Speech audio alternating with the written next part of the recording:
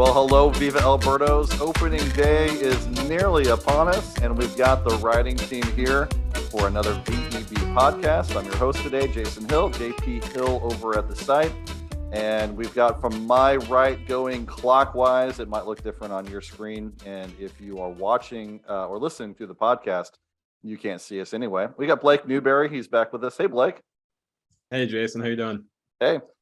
Gabe Simmons as well. Does Miles Mikolas still have his mustache, or did he shave that puppy? I haven't watched him pitch yet this spring, so I don't know. Yeah. Well, Gabe has it, regardless of Mikolas's mustachioed status. Site manager, no longer new site manager, just site manager. Heather is here as well. Hey, Heather, how's it going? Hey, guys. Yeah. And he's back with us, ready to do some transaction stuff as we begin the season. It's been a busy week of transactions, and we got more to go. Mike Jones, Skyrick. Thanks for having me. Yeah. And new to the pod and new to the site is Adam Akbani, or Akbani. Sorry, I didn't mean to change your name. On Twitter, I think it changed your last name. I didn't even know this to Albania.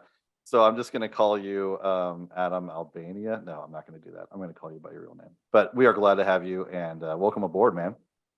Thanks, Jason. Thanks. It's great to be here. Yeah. So Adam, I'm just going to pick on you for a minute. You also write for the Marlins site. What's it like to write about the Marlins? Well, I did. So honestly, it's a little bit of a more depressing vibe, I will say. The franchise and the fan base isn't nearly as spoiled as we are. So when I went there, when I was writing, definitely a much different mood than, when we come back here to St. Louis, everyone's a lot happier, a lot more joy. It's really just the vibe that you get with everybody interacting with one another. And you can definitely sense that difference here in St. Louis for sure. Yeah. Well, we're glad to have you. And good first article, and we look for more of that. All right, we got a lot to cover. We got your questions today. We've got a 45-minute breakdown on Jordan Walker and how awesome he is. I'm looking forward to that section. Roster I prepared stuff, a song, so yeah. Quick hits with our predictions for the season, and then I asked for your questions, and we're going to provide answers over the site. You guys did a great job of asking some wonderful questions, and we're going to try to get to as many of them as we can. I think I had 25 or 30 questions to begin with. And I've narrowed them down to 11 topics. So we might be here for a while. So buckle in for some great content here as we start this season and get on the right track. All right, let's start with roster. We got our roster guru, Skyrick Mike Jones is here with us. And let's break down what has happened. Mike, go for it.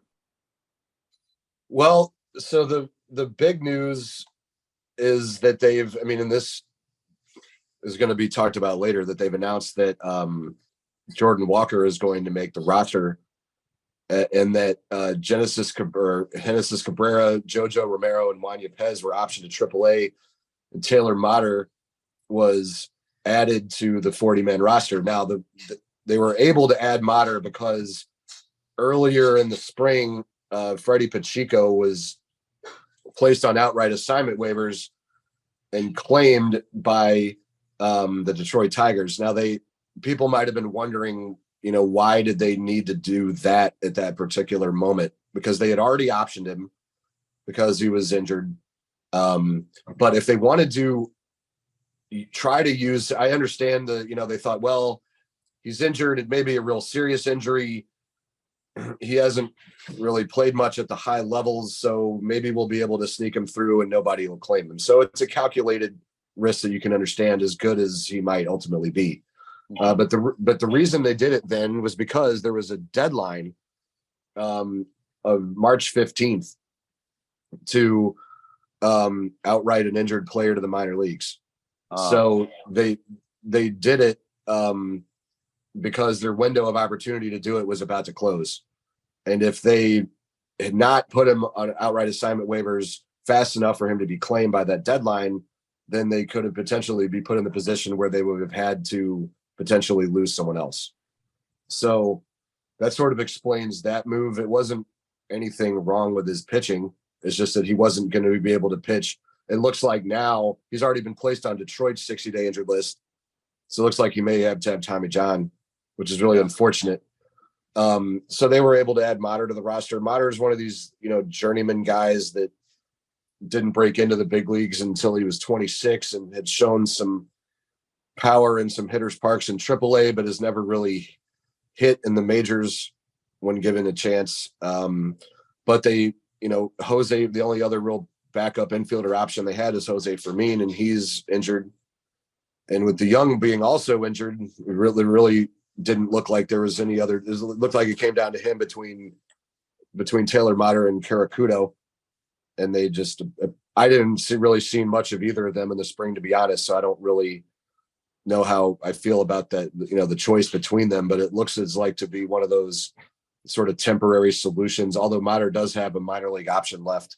Yeah. So hold that thought right there. I want to go over to Blake because you have the most chance of knowing, and maybe Gabe too. Can Taylor Mater really play shortstop, or can he kind of play shortstop? You know what I mean? You know what I'm asking? Like, I do we wouldn't want to see him over consider there? Can him a he stand shortstop. between second and So- third? Because I can base? stand between second and third and have a glove, and did it great in co-ed softball Yeah. church league. But I mean, I mean, he'll probably be a below average shortstop. He's not going to be awful at short, but he's definitely not going to be average either. He's definitely just kind of a guy who can stand there and you hope the bat plays. I honestly wouldn't be shocked if we saw more Brendan Donovan at short than Taylor Mater at short. But we'll see. which brings up my question. I mentioned this on the side: is why do we need Taylor Mater if we're going to play Brendan Donovan at short anyway? But hey, they like to reward good soldiers, and Taylor Mater has been a good soldier for the Cardinals and other organizations. So I agree with the question, because I honestly don't think, even with the Young's absence, that we needed Taylor Mater, because you're going to think most of the time Edmonds going to be at short. I mean, just about every day, about 150 games, maybe something like that. And if there's a day where, okay, they wanted to put both DeYoung and Gorman in the field on any given day and give Edmund a rest, they can do that and not spike themselves. And you also don't think the move is going to last that long. So, you can make an argument that they really didn't need to option Juan Yepez to put Taylor Mater on the roster. I can see why they did it, because he won't play. They don't want Yepez to not play, and they don't care if Mater doesn't play. So just stick him on the roster, and he can play anywhere in an emergency. except, I mean, that to me is what makes sense. Except it costs them another spot on the 40-man to do it if they want to activate Jordan Walker. So they're going to. You lost Pacheco, which, I mean, Mike already explained that one, but now you're going to potentially. We'll talk about what I don't want to jump, into your content there, Mike, but they might potentially lose another player in order to get Mater on the roster to not play him so they can play Yepez at AAA.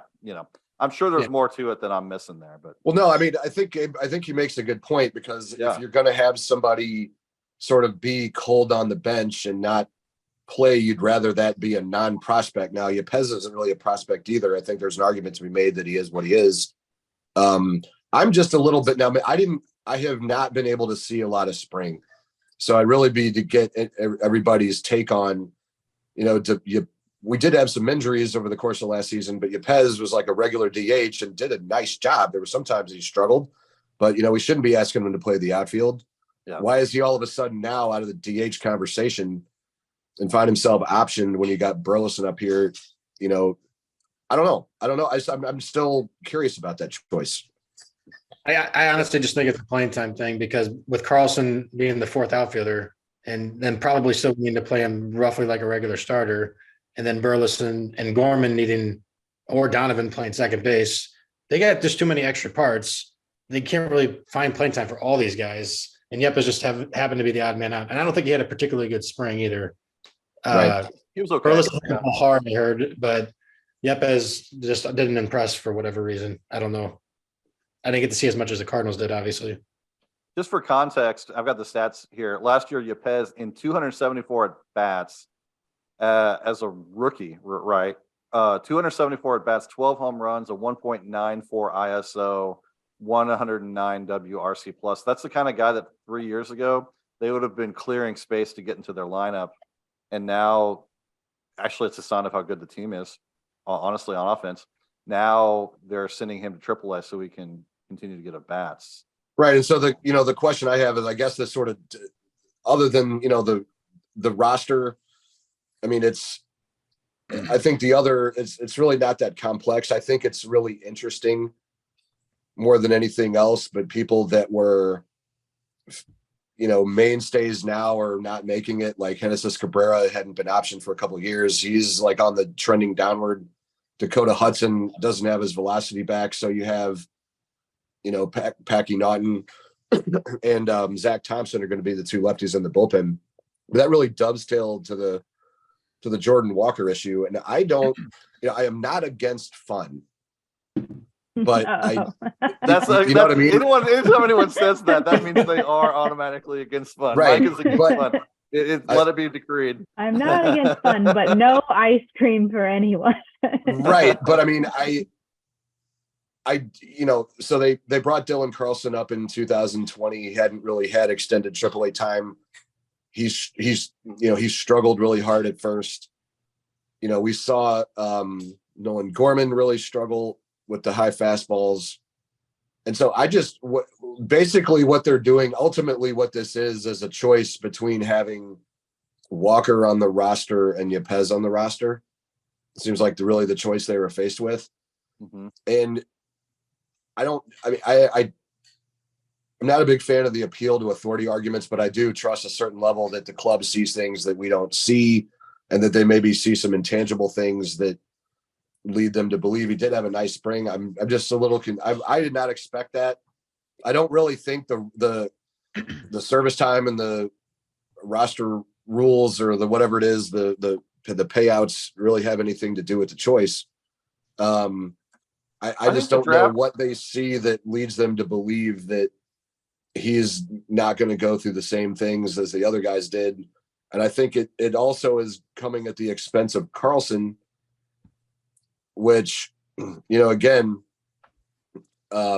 he's struggled too. So they have a chance to do some really creative things, but are they really going to make, I don't know that I've seen Jordan Walker do anything that should make him completely displace Carlson. Now, I am worried about Carlson's ability to hit right-handed pitching, but I haven't seen, I don't believe they do this if he wasn't going to play every day. And I haven't seen enough for him to take a job from one of the three other guys. I think that what might be a factor, I don't think this is a major factor. You're talking about the roster manipulation, the rules and things like that. And I don't know exactly what it is. I don't know, Mike, if you've been able to get the exact language, or Adam, if maybe if he finishes is it the top 3 in the Rookie of the Year voting, top 2, then they get a first round comp pick. And you know how that, the Cardinals comp picks are like, gold for them.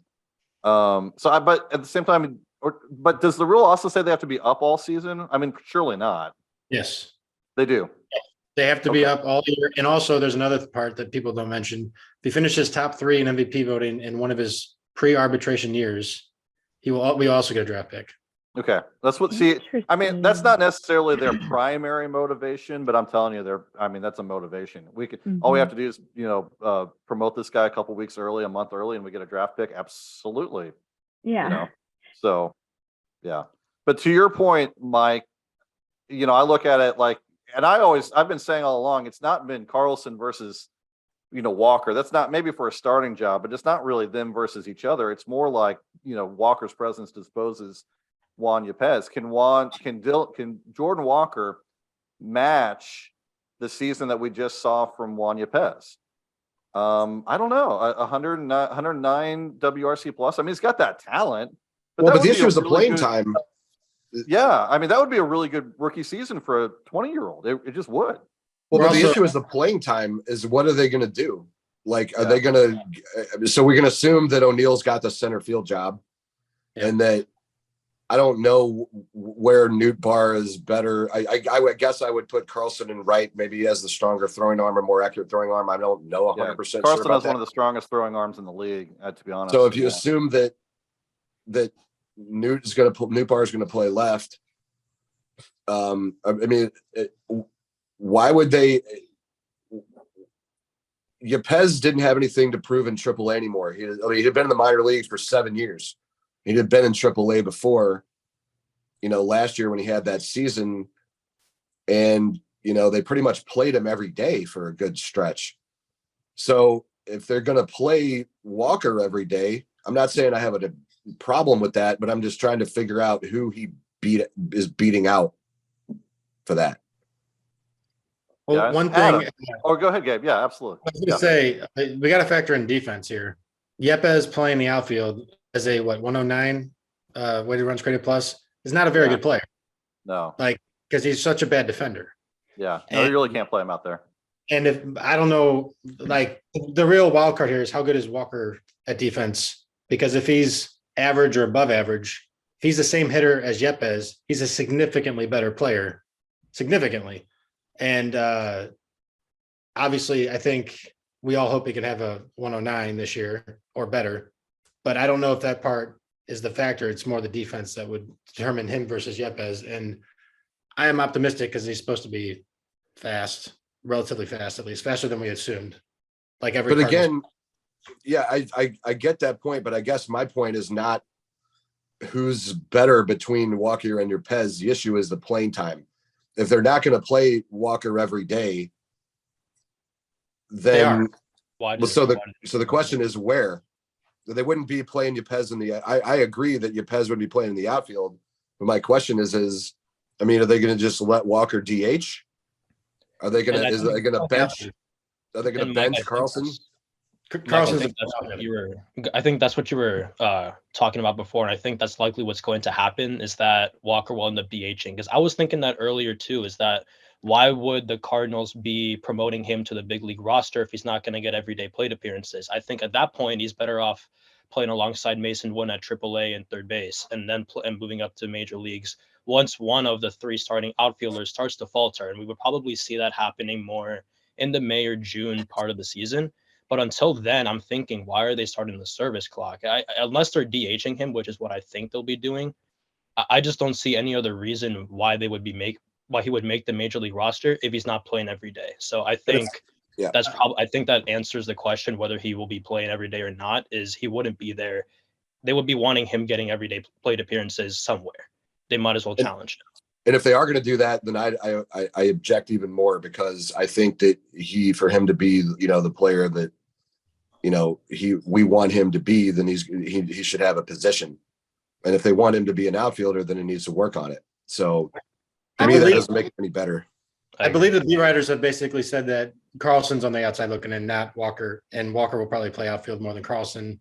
I don't know how they're going to get Carlson playing time, mind you, but they basically said he's the fourth outfielder. Carlson. I would say with those, with four spots cycling through 4 or 5 players, I think there will be enough playing time for everyone. And then you have to kind of factor in, not that you would hope for this, of course, but Tyler O'Neill being a little bit injury prone. Also, Dylan Carlson seemed to be a little bit. He's only been in the league 2 years. So it's hard to say that he's injury prone, but he had trouble with injury last year. I think they will find the at bat eventually.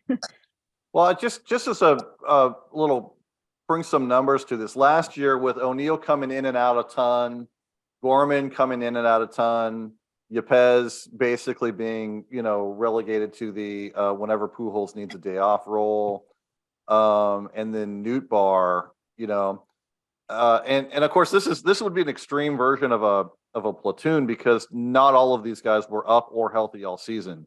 But even so, among the outfielders, Nootbaar got 357 plate appearances. Carlson got almost 500, 488.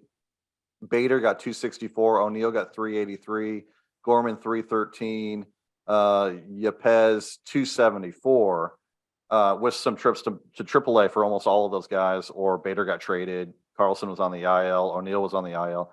I don't think it's that hard of a stretch to think that Walker, Carlson, O'Neill, and Nootbaar can get 400 plate appearances apiece, all healthy and on the roster, which honestly, that's about all I think that Walker and Carlson need. Blake, you and I, some of the rest of you might have been on too, but we talked to Burleson and we've talked to others. These kids are wearing down at the end of the season after playing AFL and getting ready for spring and then doing spring and then doing the grind of a season, 400, 450 plate appearances for an everyday quote unquote, rookie season for Walker, I think is fine, personally. Yeah, I agree. Did I just end Yeah. that discussion? Oh, I got the final word on Jordan Walker. Look at that. That's I'll say, and not about Jordan Walker, but I will say this kind of discussion made me feel a little bit better about when I was reading that Taylor Motter had made the roster. My first thought was, who? Where did he come from? And so now I feel better that we've been like the recent addition. Okay, and I don't feel so bad. So I'm like, who the So heck is they are that? going to have to clear a roster. The 40-man is now full again. So they, when they add Jordan Walker, they're going to need to clear a spot. The easiest thing somebody could do in that situation is try to find a way to put somebody on the 60-day injured list, which would then remove that person from the 40-man roster and open up a spot for Walker. I don't know enough about the extent of the injuries to either Paul DeYoung or Jose Fermin to see if that's going to fly. My sense is that Fermin's injury is a little bit more serious, so maybe you'll see that. If neither one of those things are an option, I really don't know what they would do. Because I don't think they would have bothered to trade for Fermin and get rid of him this fast. yeah. In terms of the go ahead. Zuniga's hurt too, isn't he? Or is it Rodriguez is hurt? Wasn't No, it's Zuniga? Rodriguez is hurt. Okay, Yeah. all right, Rodriguez is hurt. they're the same person to me. I don't know why. Probably because we picked him up at like the same time, and I never really distinguished. So what's his injury look like? Is that a possibility? 60-day for him, or is it too short? Or I too think long? they're about it, weren't they? Do what? Just shoulder comfort. I think they were pretty vague about what his injury was. Yeah, I think they just called it like shoulder soreness or something like that. Right shoulder pain. He was on a no-throw Yeah. plan for a while before being reevaluated, and we haven't heard anything since. So God only knows. That sounds like 60-day potential to me. So Right. Could be another one. Yeah. But Wilking Rodriguez is an unusual case. So, or not Wilking. No, yeah, Wilking Rodriguez. Yeah. He's the Rule 5 guy. So Rule 5 guy. Mhm. if he doesn't spend, so he can't be optioned. The only way to get rid of him is to then, because he's a Rule 5 pick, is to put him on outright assignment waivers. And after that, if nobody claims him, then offer him back to the Yankees for $50,000. They can put him on the injured list, but if he does not spend at least 90 days on the active roster, his Rule 5 restrictions will carry over to next season. And they could just send him back. That might be. That's not a very good solution, but could be a simple solution. Just let him go back and clear roster space. I don't know if it would work because because if he's returned, then he is considered to be outrighted to the Yankees AAA roster, and he can't be outrighted unless he's healthy enough and ready to play. So that is an interesting. I don't think that's going to work. So they might have to get rid of somebody else if they can't do a 60-day IL move. So how about this? Who is going to get DFA'd, assuming we can't 60-day somebody? Here's the candidates: Genesis Cabrera, Jojo Romero, Jake Walsh, Anthony Misowick, Zuniga. Well, then Libertor Hudson and Thomas, who are not getting DFA'd. Moises Gomez, Fermin, Yepes Herrera. I mean, there's not a whole lot of fat here, to be honest. No. Yeah, I would and say Jake Walsh would be my pick. yeah, Would it's you I'd kinda go really? with Walsh too. You'd go with Walsh? Oh man, I mean, I hate losing Pacheco and Walsh. I wrote about them once, so got to keep them around. Or they can do a So lefty. relatable. So relatable. My Like, sole now I'm motivation attached. is not looking dumb on the internet. That's all I care about. Maybe Romero. I was gonna say Romero had maybe a trouble lefty. throwing Just strikes. because, I was gonna say maybe a lefty just because they all have one option, so you can't Right. keep them on the next year. That That's might good. be. That's true. They literally, well, except for Misowick, he has two. Does he have two? I was going to say he might be the primary candidate. Has Mika Micevic, has he seen the majors yet? Yes, he's Yeah, had he has. service time. He's had almost 3 years in the majors. Oh, really? Okay. All right. I'm thinking of somebody else then. Yeah. Now, I will say the Cardinals have spent a couple days kind of pondering this decision, so it almost makes me wonder if they're talking to teams trying to trade somebody instead of dumping somebody for nothing. Yeah. But we're not talking about a major trade. Like we don't expect some sort of major trade here at the beginning of spring training, right? This would be a No. roster clearing move. Yeah, Right, like it an could end of be the named 40-man later. guy Yeah. or Right. cash or something like that. Cash considerations or a player be named later, one of those deals. Yeah. Yeah. It could happen. Could happen. Well, by the time you guys see this and hear this, especially, I'm not sure exactly when I'm going to post it yet. It'll probably hit tomorrow, but as far as the article showing up on Viva El Birdos, which is usually what triggers a lot of you guys to watch and listen, not exactly sure when I'll post it, but this stuff will probably be settled and announced, and we'll know, and we might look like fools, but hey, that's nothing new. Say that's a guarantee. That's a Just guarantee. the one thing I can promise. Yeah. All right. So I want to do a couple quick hits, and then we'll get on to your guys' questions, because a lot of really good questions. I think we got some we want to hit. So we'll just go around the circle here, and we'll start with our newbie. We'll start with Adam. Highest WAR on the team for offense. Who's going to be the best offensive player, Adam? I'm gonna go ahead and go with who it was last year. I'm gonna go Paul Goldschmidt is gonna lead the team in not only WRC plus but OWAR. Okay, good. All right. Mike is not looking at me. So Blake, you're up. Arenado. Arenado, Gabe, Arenado. Heather. When we say offense, that means like the offensive player Oh. plus their defense. Sure. Yeah. Yeah. Okay. Adam, you're right with your thing. Yeah. WRC Yeah. plus and WAR. However you want to go is. Yeah. Okay. I'm gonna pick Tommy Edmond. Ooh, well, I was gonna do that. There I you thought I go. was gonna be the sneaky one. Yeah. Heather, I had to check because I was like, do we get that nice that shortstop boost? You know. Yeah, exactly. defensive boost. Exactly.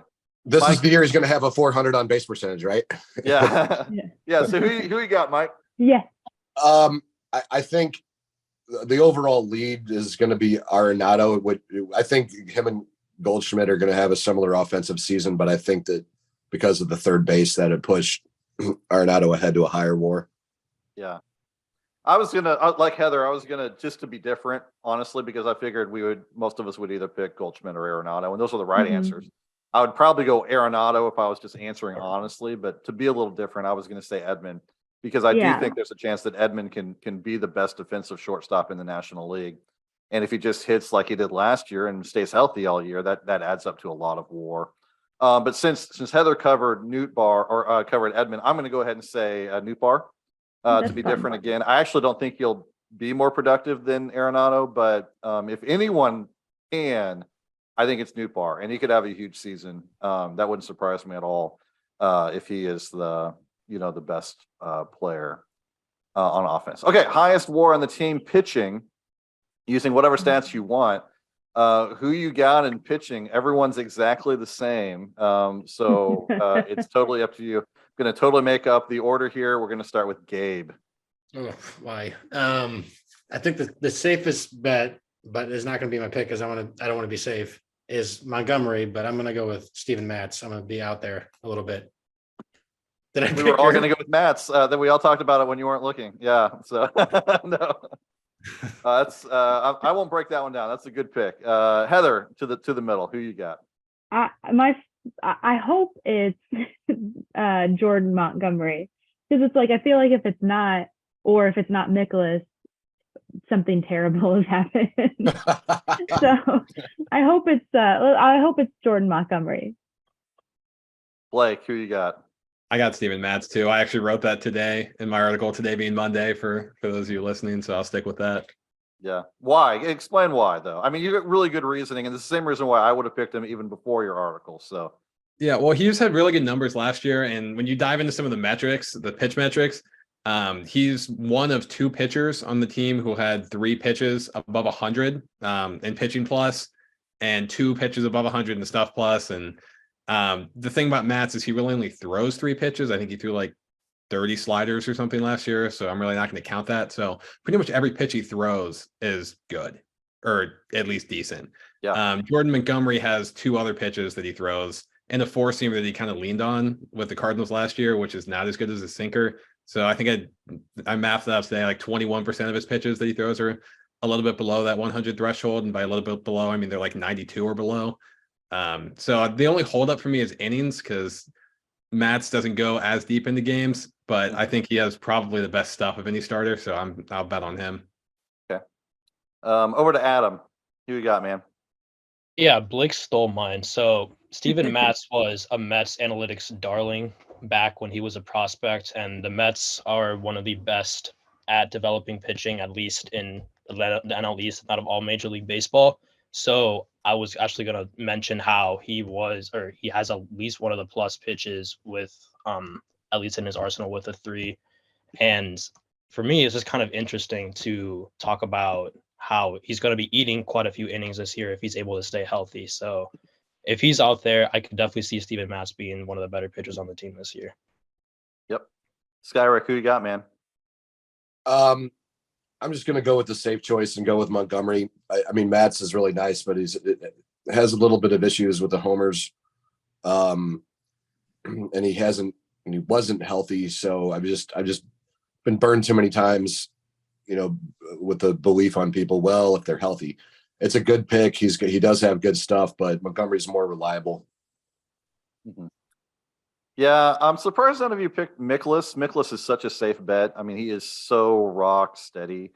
I mean, even in his off years, like his peripheral stats are just basically the same. It just boils down to home run luck for him, and whether he has an incredibly exceptional walk rate or just a mostly exceptional walk rate. Just fine lines for him make a difference between an ERA in the 2s and an ERA in the mid 3s. So. But I'm also not going to go with Mikolas. I want to pick Flaherty here, but I think there's a couple obstacles for Flaherty being the right choice. And I think you guys haven't mentioned Flaherty, but I think you're already hitting on it. You already understand why.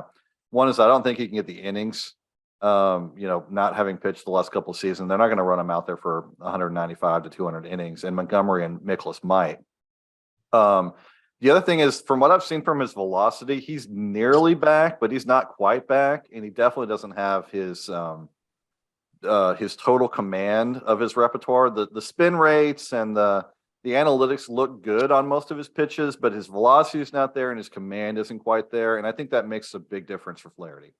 And so, if he scuffles a little bit, and I kind of expect him to do this in April and May, I don't know that he could recover enough with an exceptional June, July, August, September to take that title away from someone like Montgomery. But I would say by the end of the season, it wouldn't surprise me if Flaherty was the best pitcher on the team. But for the whole course of the season, I'll just go ahead and say Mikolas because you guys didn't. And that's what I'm going to do here today is pick someone I don't believe in because you guys have said those that I do.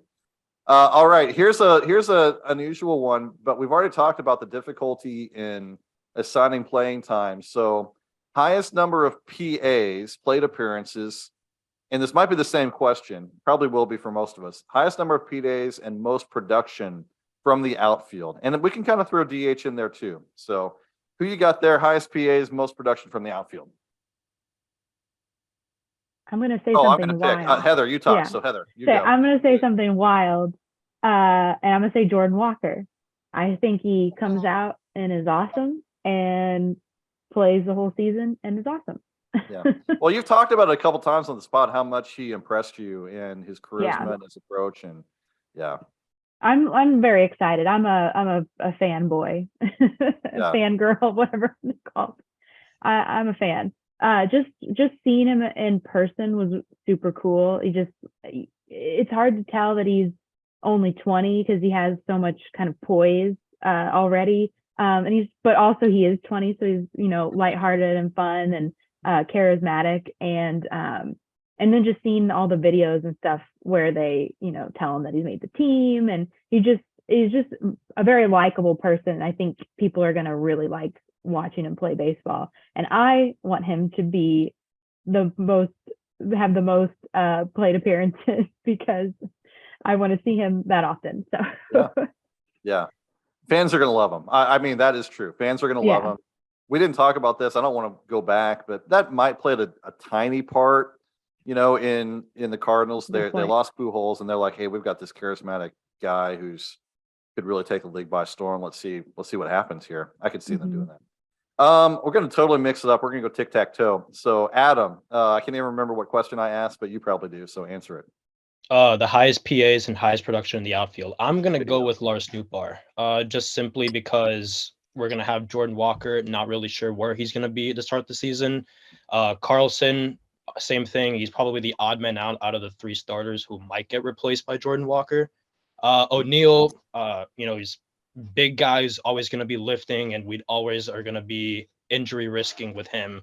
Yeah. So by sheer virtue of Lars Nootbaar just being an overall safe player and having time, really like not having issues with injuries in the past, at least in the past couple of years we've seen, I think he's going to be the guy who's going to end up playing the most this season out in the outfield.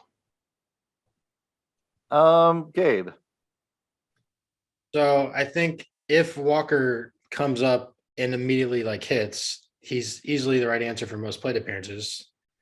But I don't know I think it might struggle at first. So I think the safer bet is definitely Nootbaar, who seems to have a secure spot, and he already has kind of proved it a little bit. I mean, for the second half, he's got to do it for a full season. But if as long as he doesn't fall on his face, I think he's pretty much going to play the most of all of them, and he's definitely my answer for both. Blake. I'm going to be boring and go with Nootbaar too, for all the reasons that Gabe and Adam have already said. Yeah, he's the easy choice. Mike, who you got? Yeah, Nootbaar, not even close. He gets on base. He hasn't shown a significant injury history, and I think this year his power is going to take another notch up too. Yeah. So he doesn't have the strikeout issues. His power is not as prolific as O'Neill, but all the factors everybody's been talking about, especially if Walker is going to stick around for a while. It's going to cut into the playing time of some of the other guys. I think Nootbaar is going to be the one that comes out on top. Yeah. Gabe, did you mention, I can't remember whether you did or not. Did you mention Nootbaar's ability to hit left-handers as well? I mean, he's shown that too. I did not mention that, but I mean, yeah, did he hit lefties last year at the Major League level? Yeah, he did. He hit lefties pretty well. So there's another reason why, Nootbaar, he's going to, if he does that again, now whether he's able to replicate it or not, I don't know, but if he does it again, they will never be able to take his bat out of the lineup because he'll hit lefties and righties. He'll have a 420 on base percentage, and he'll be one of the best power hitters on the team. So the answer, I agree with you guys, is Nootbaar. Now I'm going to throw out just a little bit of a curveball because that's what I've been doing tonight. What if it's Tommy Edman?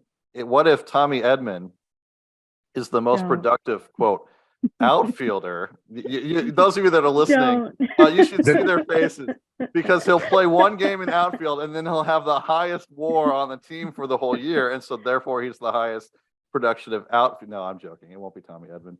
I just wanted to throw something at our VEB listeners who know how much we all love Tommy Edman playing the outfield. If he had the highest plate appearances in the outfield, I would say that we're vying for like the number 1 draft choice. Oh yeah.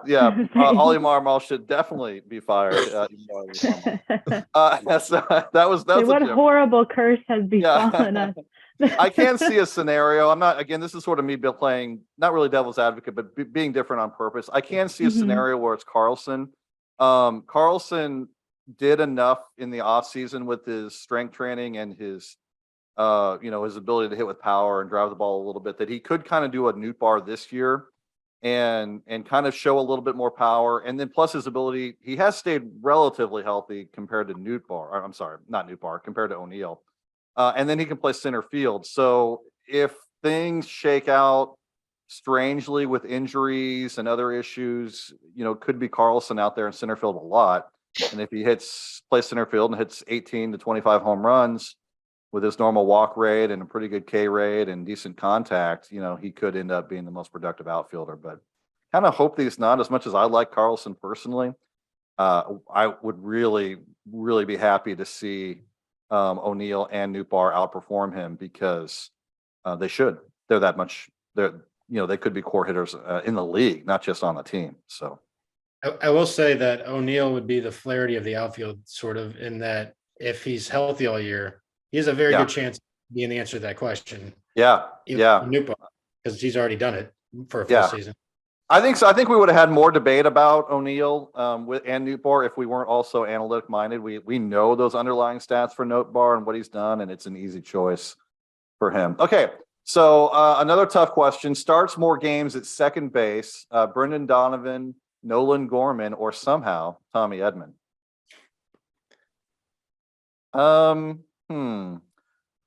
No, I won't start. Mike Jones, go.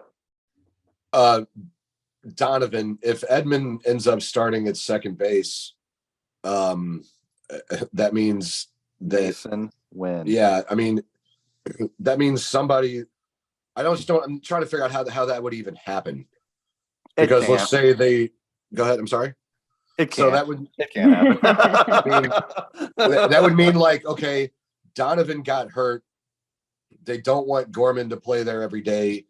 So they're gonna start Mason Wynn's clock early and move Edmund to second base. I mean, it was just a bizarre set of circumstances. Actually, if you want me to explain how it could happen, and again, I don't even want to talk about this. I hate to even mention it out loud. If Arenado got hurt, like seriously injured, Gorman would go to third, and it could be Wynn coming in.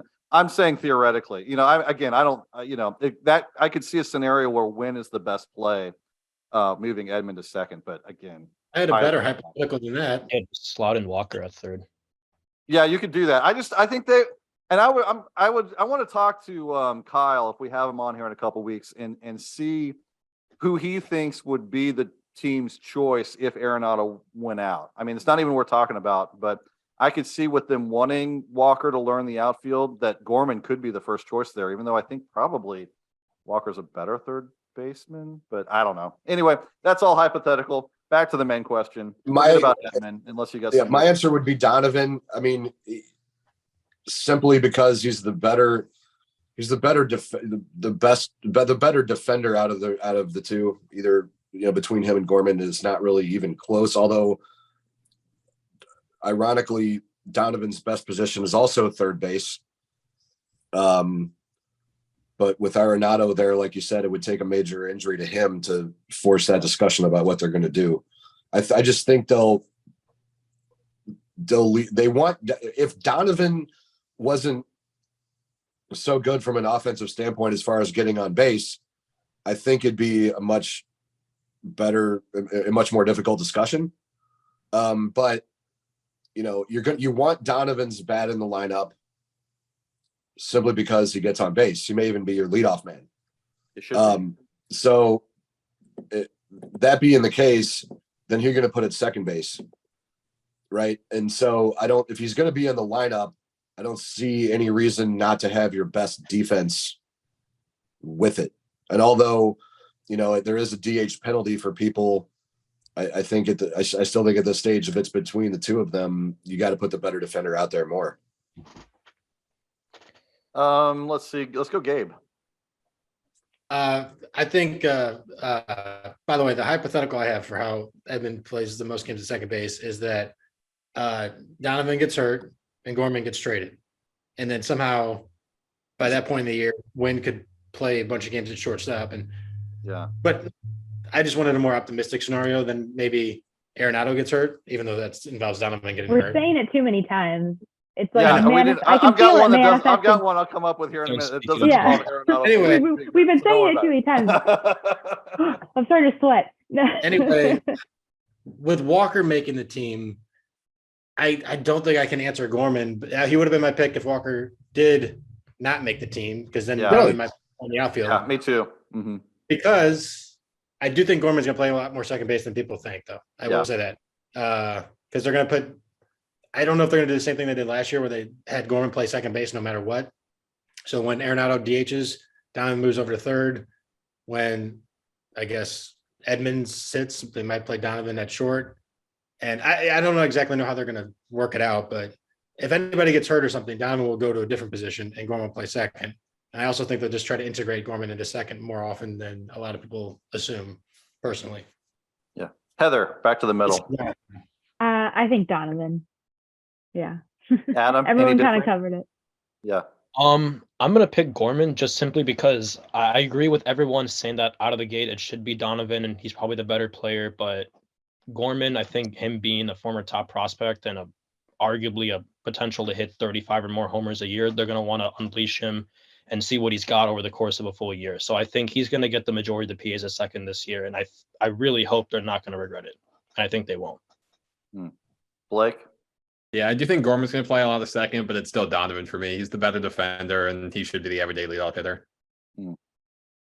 So for me, also it's Donovan. Although I do agree with Gabe that I think Gorman's going to play second more than people think. I think they want him to continue to progress at the position, and if he spends the whole year DHing, they're gonna lose his defensive ability, and then also potentially lose some of his trade value. Not that they're necessarily looking to trade him, but if they can establish him as a full-time second baseman that can handle that position, maybe not at an average level, but at a high level, then they've bumped his trade value up super high. And someone's going to have to be traded either at the deadline or in the offseason. So they want to keep building the value of guys like Gorman and Carlson and O'Neill and, some of these other guys, that are on the edge. But so my final scenario for how Edmund could end up at second is that in a batting practice tragic event involving a fungo and Jose Oquendo, Ollie Marmol gets hit on the head and has a massive concussion, and the team has to rehire Mike Schilt to manage.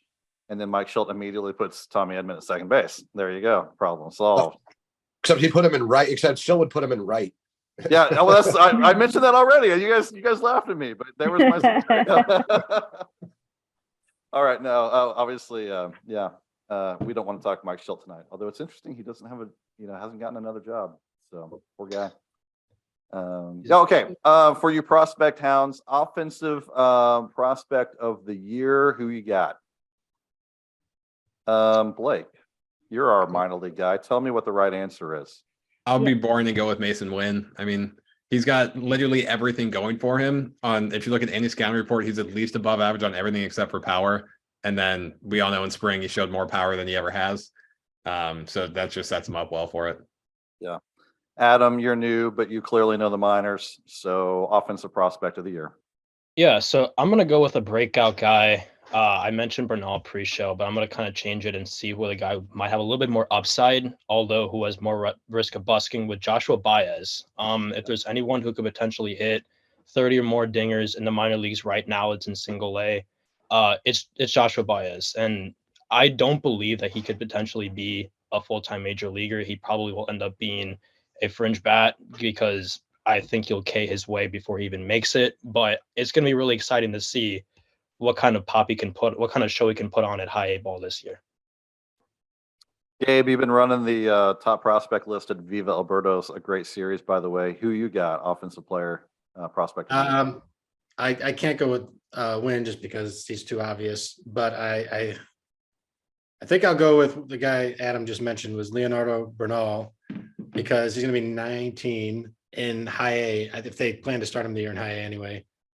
But he will be like one of those offensive prospects of the year that maybe wouldn't be as showy because he's a catcher. He has good defensive value, supposedly. We don't know for sure. Yeah. If he has like a 110 to 115 weighted runs created plus at 19 in high A, that will probably be more impressive than anything anybody else could do, just because of how young he'll be.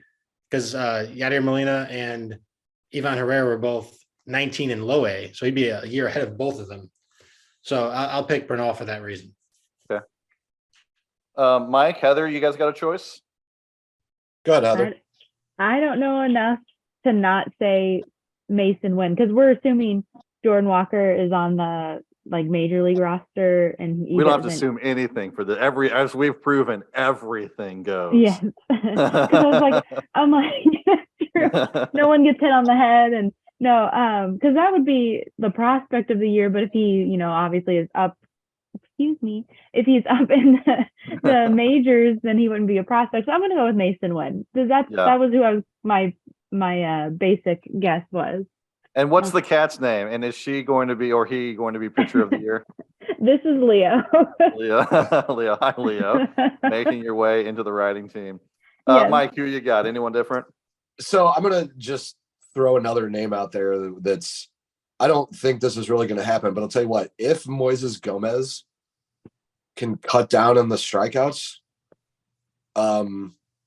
we've seen guys like this all over the place. And most of the time, it doesn't happen because most people don't get better with the strikeouts when they're that high and they get to the majors.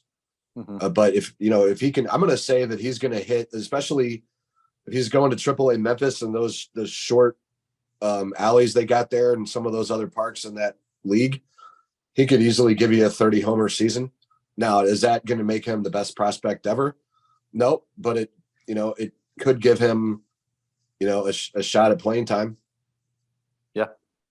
For me, I'm not being different here. I would probably pick Wynn, but I think there's a prospect we've all kind of forgotten about, who really is kind of poised to have a pretty good offensive season and could make a name for himself.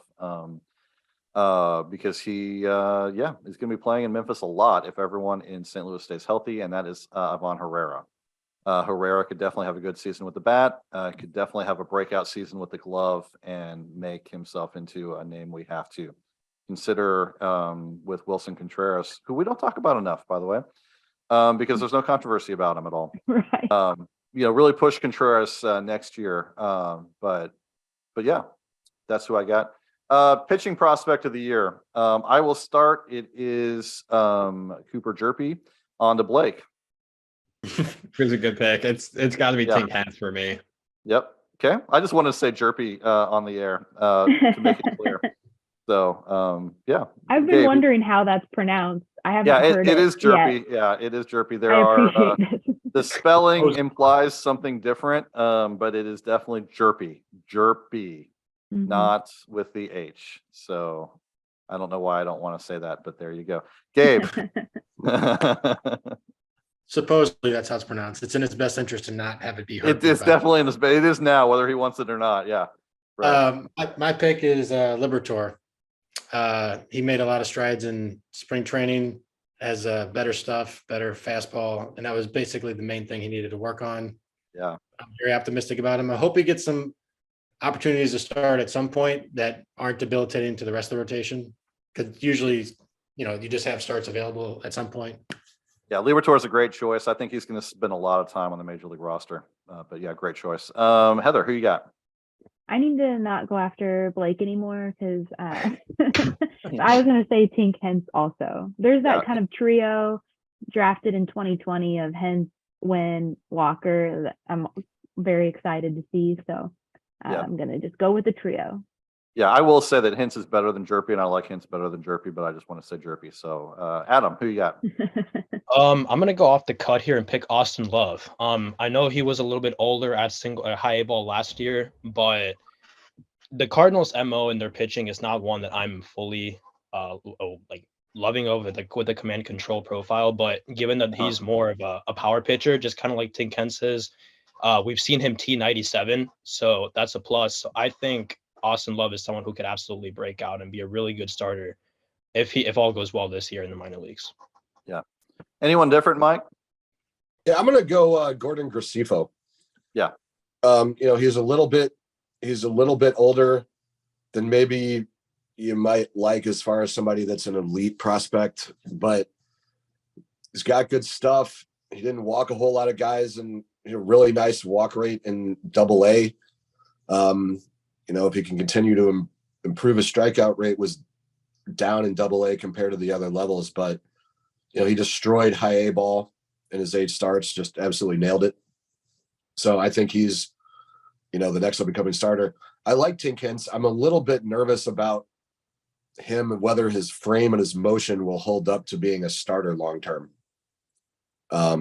He's obviously exciting and electric, but there's just there's some concerns there about whether he'll be able to handle the starter's workload over the long haul for me. Yeah. Got a lot of years to add to that frame, though. Hopefully he will. All right, that's great. We've got some time left. We got 10 minutes, maybe 15 if we go over an hour. I'm going to hit some of these questions that you all asked, and I want to thank you all for doing your questions. This was such a great response. It's something that we'll try to do more regularly because it looks like the community is interested in it. So I'm not going to ask the whole group all of these questions. I might pick one or two people just to ask them. So we're going to start with a question from the Duke. You all know from the site. He asked, the Cardinals have way too many good position players and always need pitching. In what order would you align them in terms of who the Cardinals would most likely deal and least likely trade? So that's a little too complicated for a video and audio format. So let me just ask, and I'll start with Adam. Who do you think is the most likely to get traded this year? Yeah, so I think Dylan Carlson probably has the most value just given the fact that he's probably the odd one out, like I mentioned earlier, out of the 3 starters in the outfield right now. And he also is the youngest, or is pretty young and still has a lot of value. So should the Cardinals, I don't know if they want a starting pitcher going down the line, that is an area of need, at least right now, and it could potentially be one as July looms closer. I think Dylan Carlson could be someone that could be dangled in return for an established starter. So I think he's probably the top one you see, at least right now. Yeah. Heather, you got any different answer? That was what I was gonna say. Just because the same thing. The first thing that popped into my head was Dylan Carlson, because I feel like right now he has the most like trade value for what the Cardinals could get from him. I probably realistically it's someone that I haven't like even considered, for a player to be named later or some sort of minor trade, but like big trade, that's who I would guess. Yeah, I would say, just to add to that, I think if you think about like who has gone in some of these deals for old left-handed, starters, Moises Gomez would be a good option. Yepez would be a possibility to think a little bit lower. I think they tried to trade Yepez for a catcher this offseason, didn't work. Yeah. This one, Gabe, this one's for you. From Sean Lehigh. Sorry if I'm mispronouncing your name, over on Twitter. What starting pitcher or pitchers would you target for a deadline deal that goes beyond this season? He says, I'd like to see Dylan Cease. Thoughts on that? I thought you might have some options. I don't know that Dylan Cease is realistic, given what it would demand in a trade. I mean, I wouldn't mind him. You'd have to give up probably like Gorman, Wynn, and then another dude or something. Like he's immensely valuable. Tyler Glasnow is a good option. He's got, I think, $24 million for 1 year next year. Shouldn't be too bad as far as the return. I don't think the Cardinals like to put too many resources into pitching, either in money or in prospects, because they could get hurt. And Glasnow would be a good case of that because he's already hurt. There's another name I'm trying to think of.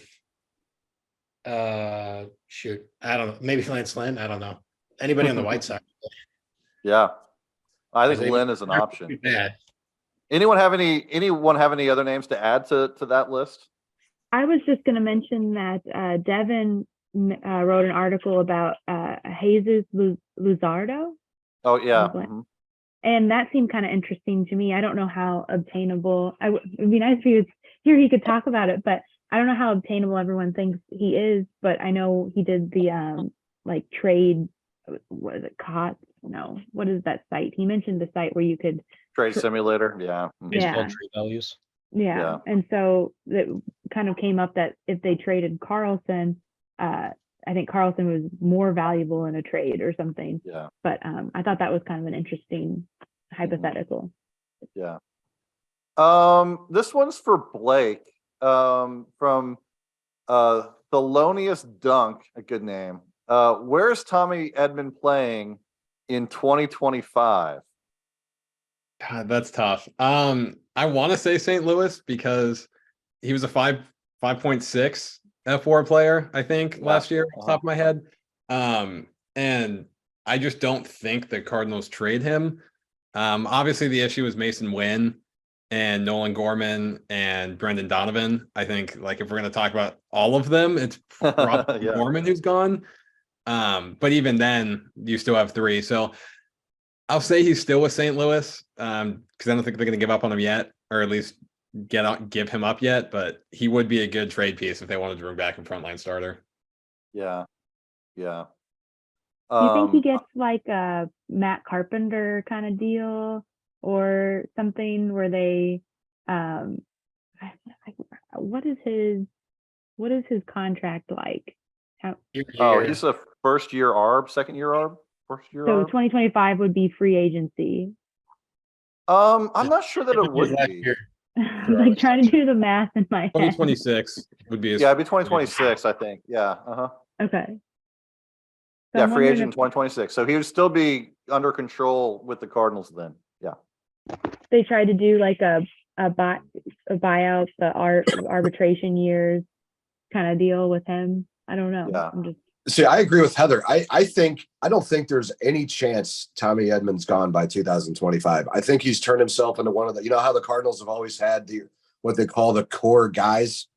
Yeah. mhm. I mean, they had Skip Schumacher for 7 years, for God's sakes. I mean, I think he's. I think Edmund is one of those kind of guys that they keep around. Your Carpenters. I think he's turning into that. Mhm. Yeah. I think I think the issue. I think when Mason Wynn comes up and demonstrates that he's ready to play short, they'll just slide over Edmund to second base.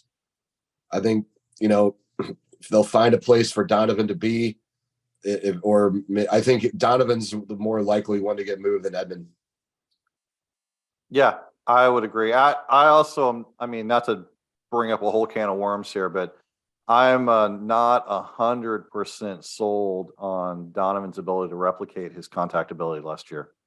And so I if that agree. batting average drops, from what was it, 280 something, drops down to 260.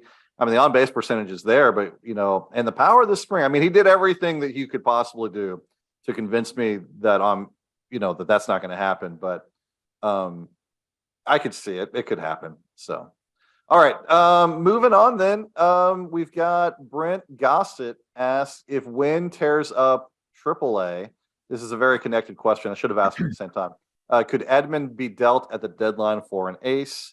I will answer that one. No, you cannot trade Tommy Edmund for an ace. Although if he's sitting at 3 or 4 WAR again at the All-Star break, his trade value would be high. You just won't be able to move him because he's too valuable to move. Okay, J Dog, our favorite former game day writer and our Giffer extraordinaire, wants to know, and I love this question for us because we like to have fun around here. Which Cardinal will hit the first dinger? Blake, who you got? Lars Nootbaar, and then all of Japan rejoices. Yes, They all stay up and yeah. watch opening day, and Lars Nootbaar goes yard in his first at bat. Yeah. How poetic. Gabe, who you got? First home run. I'm just going to go way, way out there. Brent Donovan in the first at bat of the season. Nice. Nice. You might as well take a chance on this one. Heather, who you got? First home run. We're going to hold each other to this. I'll pick something boring. And boring it is. I'll pick Paul Goldschmidt. Paul Goldschmidt. Mike. Well, that was mine, but since we have to pick different people, We don't have to. I'll go Arenado. Yeah, now we have to pick different people because There's we have not some- like there's not a wealth of riches to yeah. pick from. So I guess I'll pick last. Thanks, guys, for my own thing. Adam, who you got? First home run. Since pretty much almost every other offensive option has been taken except for Wilson Contreras, I'll take Wilson Contreras. It's a good one. See, I we like don't that talk one. about Wilson Contreras. He could definitely be Contreras. I mean, that's a really good choice. O'Neill's still I'm on the getting- board there, JP. Oh, yeah. What? I didn't even O'Neill's still on the board. O'Neill is Jordan still on the Walker. board. I'm trying to think Yeah. of who's really shown a lot of power lately. My choices would be Carlson, but Burleson. Ooh, Burleson's an interesting choice. But yeah, I'm going to go O'Neill. Yeah, there we go. And then do we have time for this one? Yeah, sure. Why not? Also from J Dog, side question about Walker. When Walker hits his first home run, where will it go? Who will retrieve it? And will a fan get to keep it? Since you love Walker so much and you're fangirling, Yeah. Heather, when will Walker hit his first home run? Where will it go? Will he get it back? And will a fan keep it? I think it will be in the first series. So maybe not opening day, maybe Sunday. Nice Sunday home run. I think it will be to center field, and who will retrieve it? Johnny Johnson from Madison, Illinois. I was from Festus, yeah. Yeah, from you mean the Johnny Johnson from Madison? Oh yeah. Yeah, Johnny, Yeah. down by the Yeah. yeah. No, I think Jordan Walker will keep it.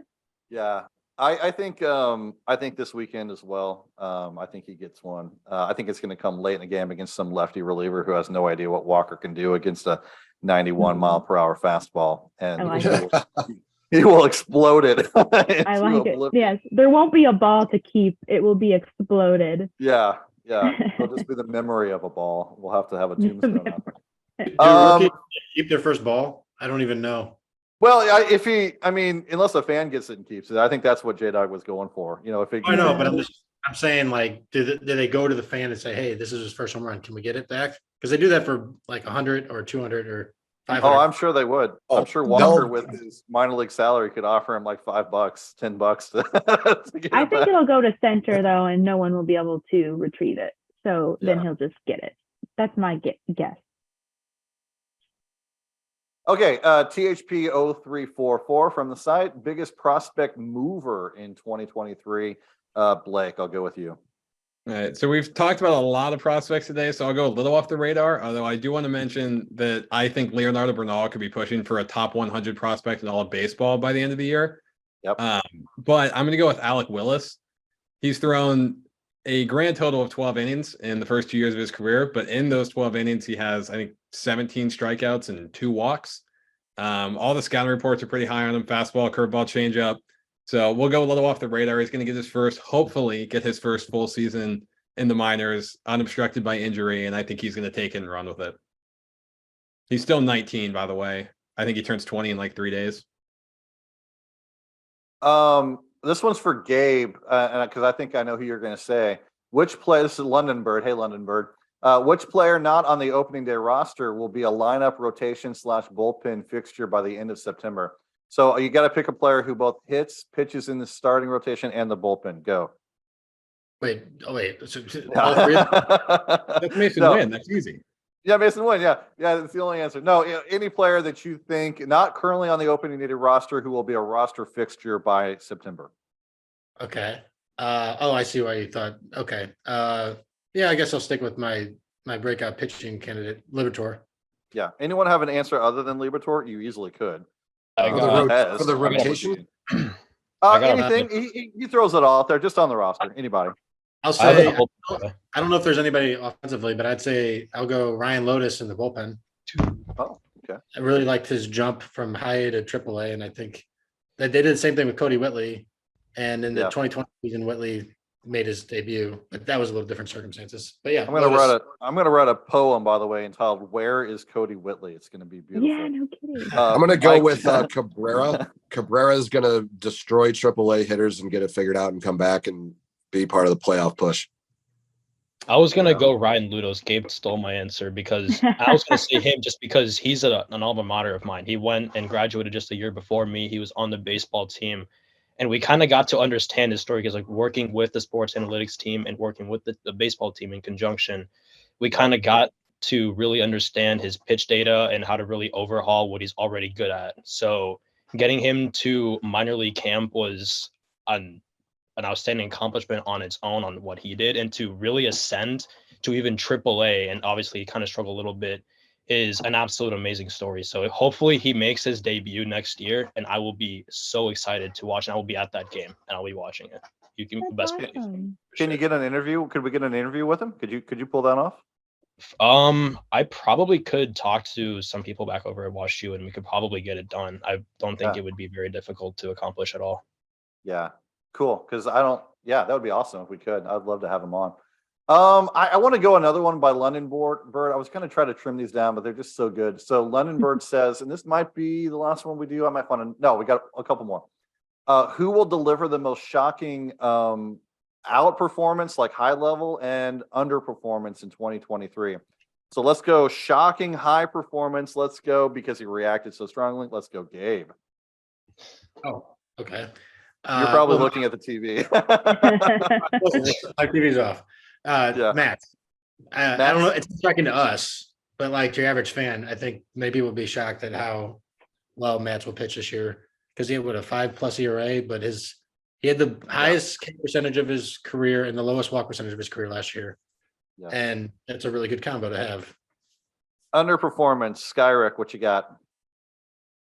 Oh, so underperformance. So I got to be like the bearer of potential bad news. Well, we already established that you hate fun, so that's why I went with you. Well, all right. So I'll be the doom and gloom. So I'm gonna go with Gorman. It's only because if he doesn't get those strikeouts figured out, that would be the only thing I could see that happening where he just doesn't get it figured out.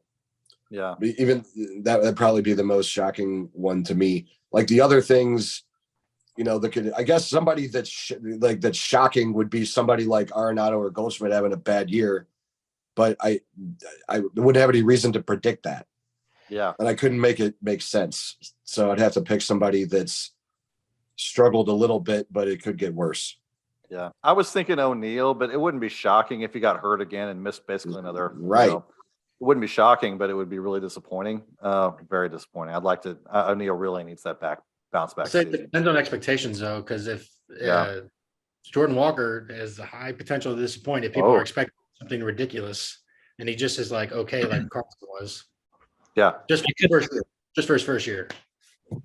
I could make a case for not to completely just not play well at all, but I could make a case for both Goldschmidt and Arenado to regress a little bit, just simply because they were both 7 WAR players, but also because they both have very large deltas in their WOBAs and their xWOBAs. So given the fact that they're both in the 340s and in the 360s for Goldschmidt specifically for their xWOBA compared to in the 400s, for previously, at least for Paul Goldschmidt, I do expect a lot of regression for at least both of them, just simply because of how well they played this year. And it wasn't towards the mean. I think they will regress more towards the mean this year. Yeah. I think you almost have to plan on it, honestly. I mean, we got 2 MVP caliber seasons out of them.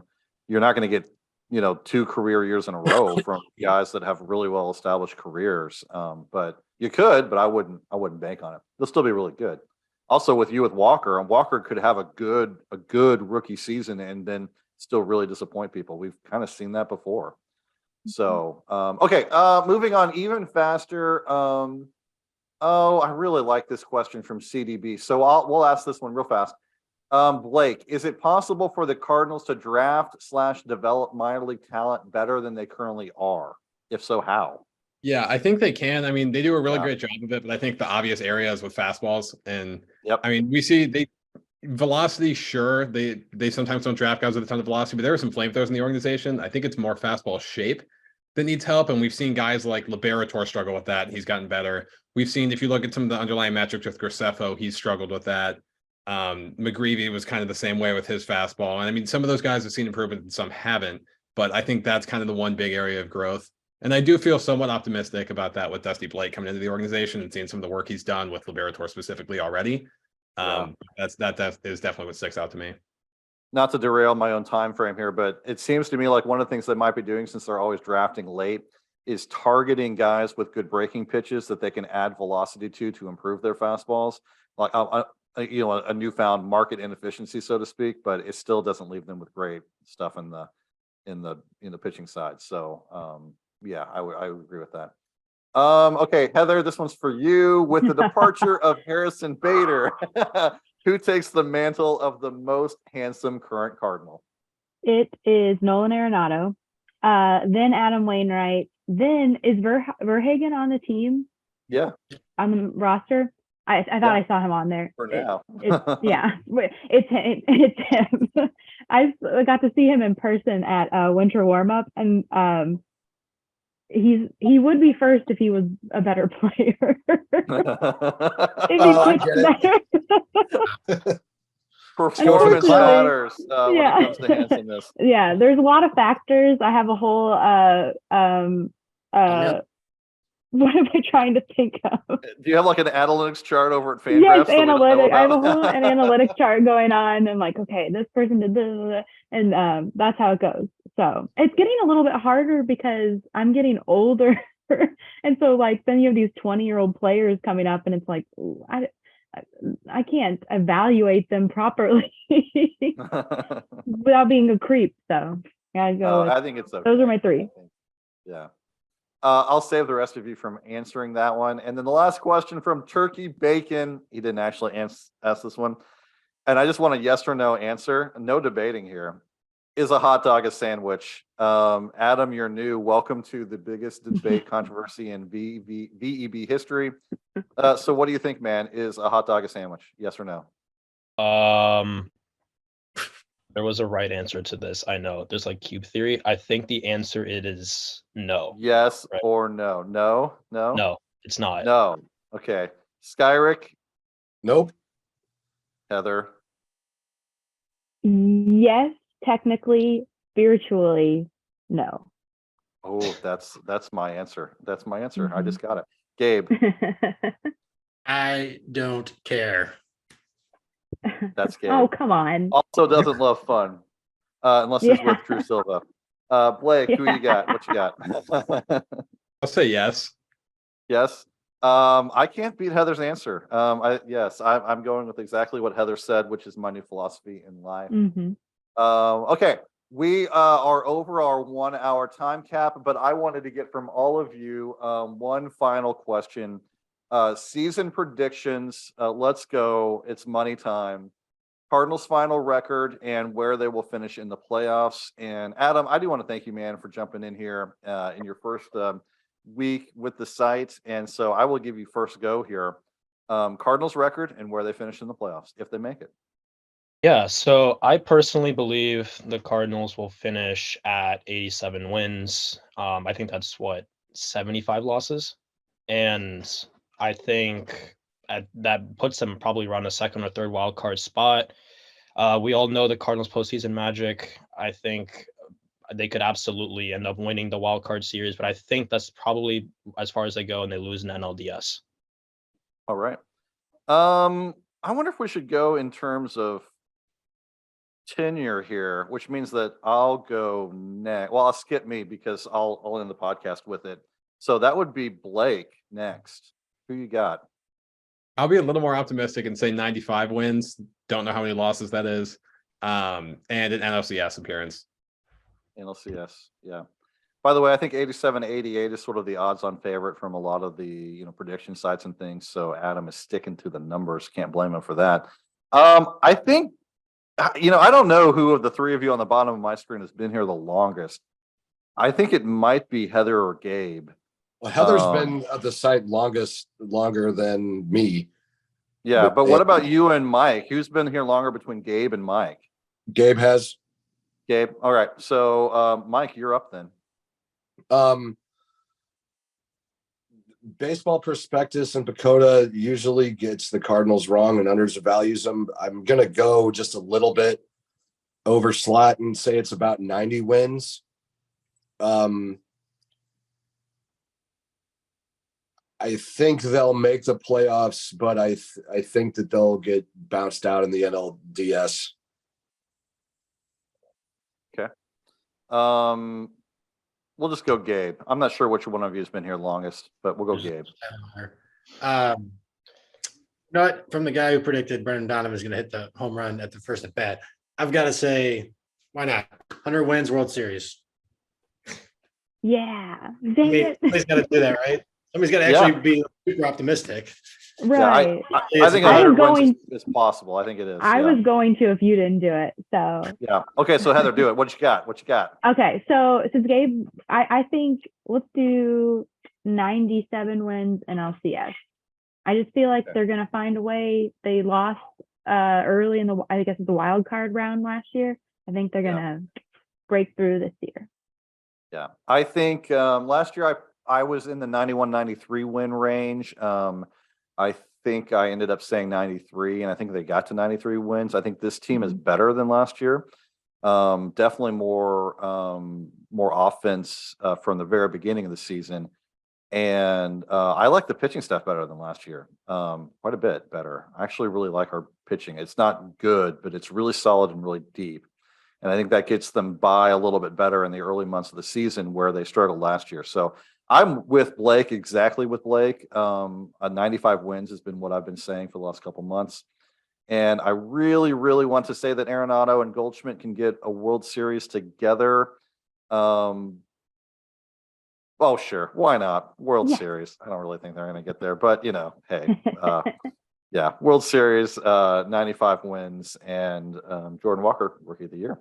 I would have upped the total if they did not unbalance the schedule and removed all those games we could play against the Pirates. That's a good point. I looked into that a little bit, and I don't.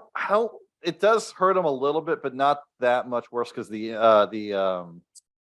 adding a couple extra games against like the Tigers and the Royals and things doesn't not going to really make a huge difference. But yeah, I see what you're saying. So that's it. That's our season preview. By the time you read this, the roster will probably be fairly well established. We'll know what happened, and we will be ready to listen to Here Comes the King and see those forward pickups with those Hall of Famers and the all the roster people and the Clydesdales and all that stuff. Opening day is upon us, and we will have you covered here at Viva El Birdos with a couple articles every day and game threads and game recaps, and it should be an incredible year on the site, and I think personally an incredible year on the field. So from Adam and Blake and Gabe and Heather and Mike, happy opening day, Cardinals fans. We're glad you're with us, and we will see you around on the site. Have a wonderful opening day.